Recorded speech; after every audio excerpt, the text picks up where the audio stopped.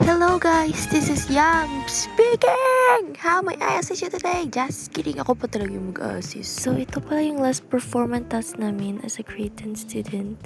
So ito pala yung nalimit hungry. Nakalimutan ko na pala kung what time ito, but I remember that this was the fiesta sa lugar ng kaibigan namin. Pagkakasama kami magkakaibigan, pati yung pamilya ko. Siyempre, makikikain tayo eh. Sayang yun eh. Ito na siguro yung last assignment namin sa plaza na namin ginawa kasi walang time pag sa school. Kasama ko pala yung mga kaibigan ko at nagpadulong kami kay Jazz. Madali sila sumahat. Habang yung ibang kaibigan ko naman ay tamang pa-picture lang at ako tamang pa-video din syempre. Ito pala si Sasora, ito pala si at ako naman ito. At ito naman yung last vlog namin sa school. Tinawag ako ng kaibigan ko at sinabihan ako na weird ako sabi ng kaibigan ko lalaki. At syempre, pinaprove ko sa kanya na weird talaga ako. Hindi ko talaga ipina yun. Why not? Of course, sinushow ko yun but I know my limits, duh. Ewan ko kung ano ginagawa nila dyan. Basta ako tamang pa-video lang. Kumanta pa nga. Panira talaga yung kaibigan ko dito.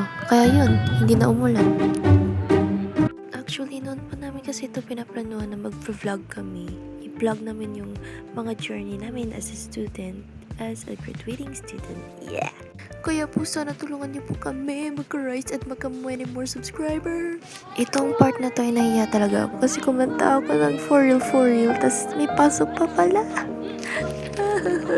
Ay, for real pa more. By the way, after that, nagpicture muna kami bago umuwi. Of course, video yun. Grabe naman yung postura ni ate. Napasigma girl tuloy. Kasama pa pala namin yung iba naming kaibigan na humihintay sa amin sa baba. From this to this, talaga yung atake dito. Graduate na kami.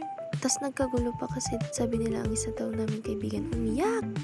So after that, joke lang pala yun. Nagsettle down na kami at nag-group picture as a friendship.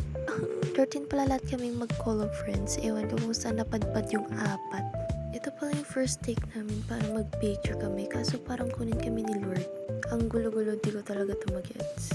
Sa part na ito, tinatry ko silang i-adjust like ganun para magpa-selfie. Pero yan, parang kunin talaga ni ano. Yung di ka pa nga nakagraduate pero parang kukunin ka na. Ay, nakagraduate na pala. Yeah! At yun, napag-isipan ko na ibayan namin yung pwesto namin sa hindi masanag. Ha? Masanag? Yung mahalaga nag-cooperate naman sila at yun, nakipag-picture naman. I love you all guys so much.